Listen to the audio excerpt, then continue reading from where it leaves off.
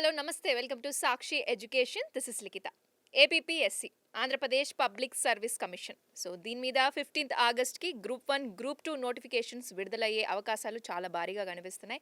మరి ఈ ఎగ్జామ్స్ కోసం చాలా మంది స్టూడెంట్స్ గేరప్ అవుతున్నారు ఈ కాంపిటేటివ్ ఎగ్జామ్స్ కోసం.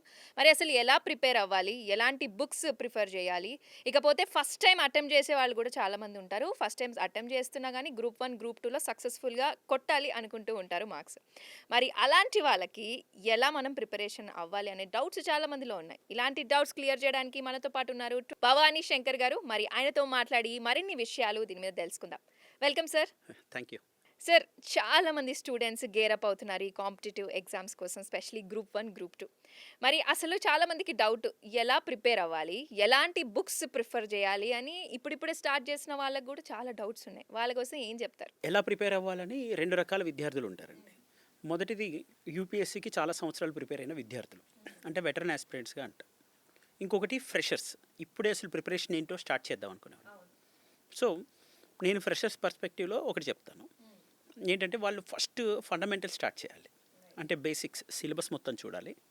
దాంతోపాటు గతంలో వచ్చిన APPSC and UPSC previous year questions check చేసుకుంటూ రావాలి.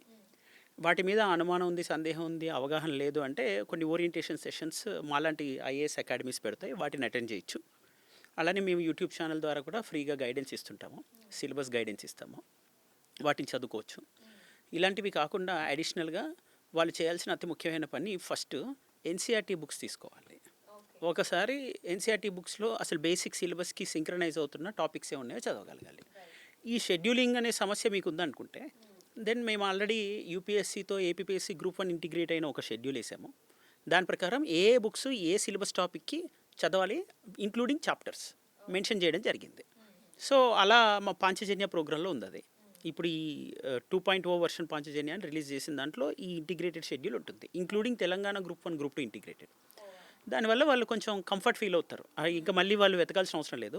ఈ సిలబస్ టాపిక్కి ఈ బుక్లో ఈ చాప్టర్ కరెక్ట్గా సింక్ అవుతుంది. ఆ చాప్టర్స్ చదువుకోగలిగితే వాళ్ళకి స్వతహాగా అర్థమైంది అనుకోండి, వెల్ అండ్ గుడ్. వాళ్ళ ఎడ్యుకేషన్ బ్యాక్గ్రౌండ్ బేస్ చేసుకొని కూడా వాళ్ళకి లాంగ్వేజ్ కాంపిటెన్సీ బాగుంటే, బేసిక్ జనరల్ నాలెడ్జ్ ఉంటే వాళ్ళు ఈజీగా చదివి అర్థం చేసుకోగలరు ఈ ఫ్రెషర్స్ పరంగా. లేదు చదివి అర్థం చేసుకోలేమో అనుకుంటే అప్పుడు వాళ్ళకి కొంచెం కోచింగ్ ఫౌండేషన్ అవసరం పడుతుంది. ఈ చాప్టర్లో ఈ పుస్తకంలో ఇవన్నీ ఇలా చదవాలి అని మొత్తం సింక్రనైజ్ చేసి టాపిక్ వైజ్గా ఏదైతే నోట్స్ ఇస్తారో దాన్ని శ్రద్ధగా రాసుకొని మళ్ళీ రివైజ్ చేసి వీకెండ్ టెస్టులు రాసుకోవడం చేయాలి. అలాగే ప్రిపరేషన్ స్ట్రాటజీస్ కూడా డిఫరెంట్గా ఉంటాయి కదా, గ్రూప్ 1కి గ్రూప్ 2కి. దానికి ఏం చెప్తారు? పెద్దగా డిఫరెంట్ ఏం లేదండి. ఏంటి బేసిక్గా గ్రూప్ 1లో మనకి మెయిన్స్ పర్స్పెక్టివ్ ఉంటుంది, డిస్క్రిప్టివ్ ఓరియంటేషన్ ఉంటుంది. ప్రిలిమ్స్ పరంగా చూస్తే గ్రూప్ 1లో ఏదైతే చదివారో గ్రూప్ 2లో కూడా మోస్ట్లీ అదే చదువుతారు. ఏపీపీఎస్సీ పరంగా చూస్తే గ్రూప్ 1లో మనకి ఏదైతే ప్రెజెంట్ అయితే ఇంకా నోటిఫికేషన్ రిలీజ్ అవ్వలేదు, ప్యాటర్న్ ఎలా చేంజ్ అవుతుందో తెలియదు.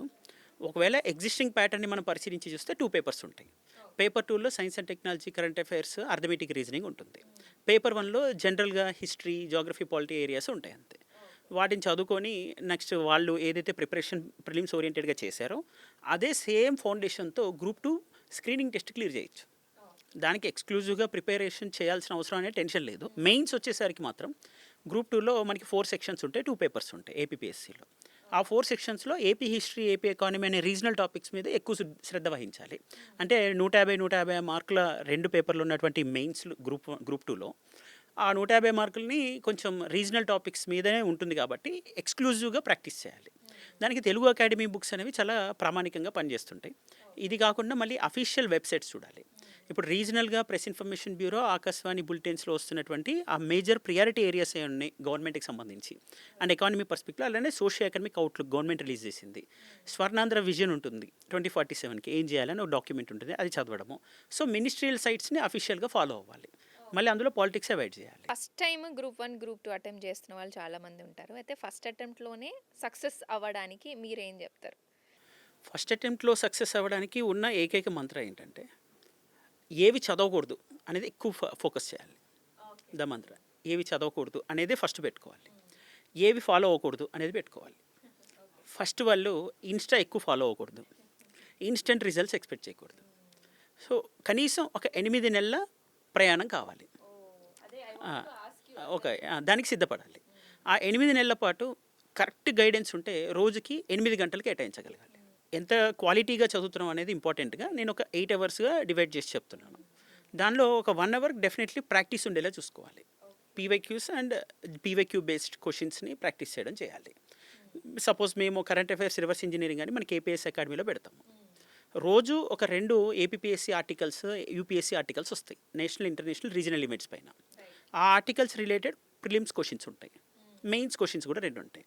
జస్ట్ ఒక half an hour 1 hour time కేటాయించి ఆర్టికల్స్ చదివి ఆ ఎంసీక్యూస్ ప్రాక్టీస్ చేయగలిగిన కరెంట్ అఫైర్స్ కవర్ అవుతుంటుంది, ప్రాక్టీస్ కవర్ అవుతుంటుంది.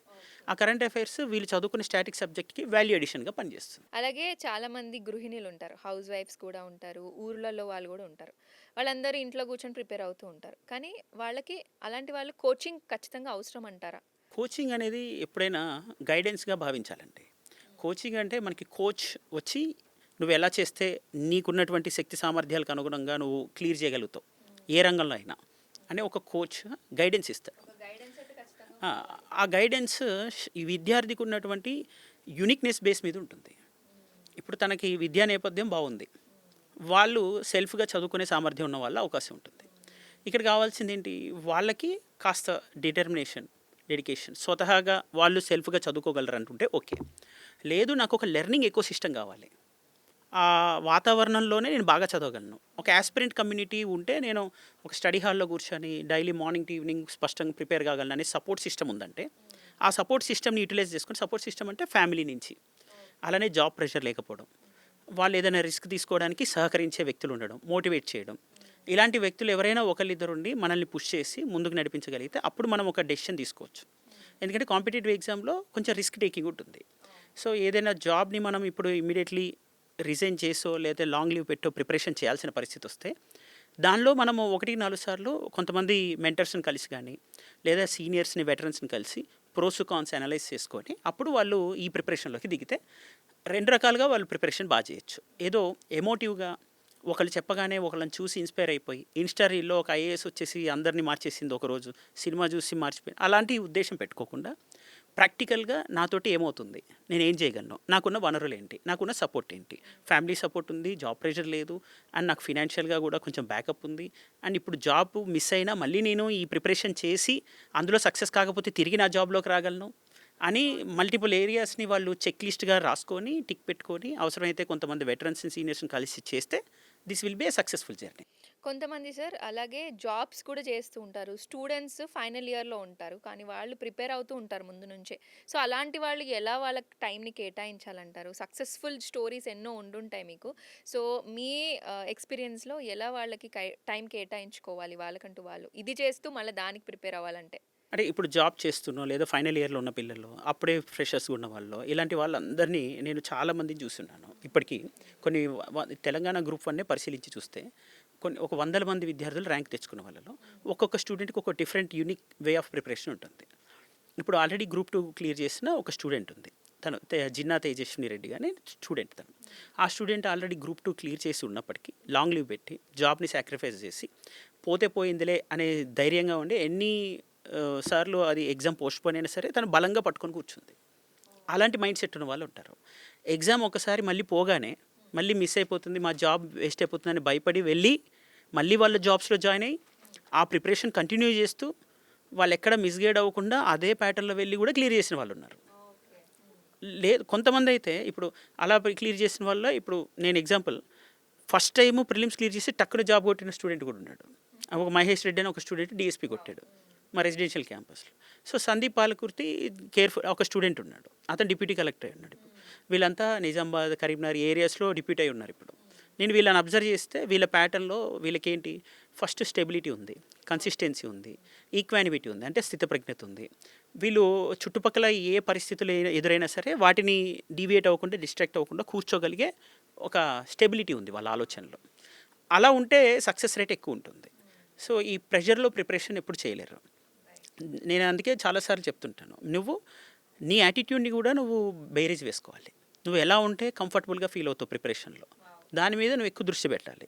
ఫస్ట్ నీ మైండ్ కంఫర్టబుల్గా లేనప్పుడు నువ్వు చేస్తున్న జాబ్ పట్ల నీకు ఒక ప్యాషన్ మిస్ అయిపోతుంది. ఆ ప్యాషన్‌ని నువ్వు క్యారీ చేయగలగాలి. అంటే నువ్వేదో నేషన్‌కి సర్వీస్ చేయాలనో, లేదా సమాజంలో నేను ఉన్నత స్థానానికి ఎదగాలనో, లేదా ఇంకేదన్నా పవర్‌ని నువ్వు ఏ సమాజంలో ఉంటే నేను ఏదైనా మంచి చేయగలుగుతాననే నమ్మకంతో కూడా వస్తుంటారు. సో, అలా మల్టిపుల్ యాస్పెక్ట్స్‌లో వచ్చిన విద్యార్థులు వాళ్ళు దేనితోటైతే స్టార్ట్ అయ్యారో దాన్ని చిట్ట చివరి వరకు కొనసాగించగలగాలి. ఆ attitudinal journey is also very important apart from developing their aptitude.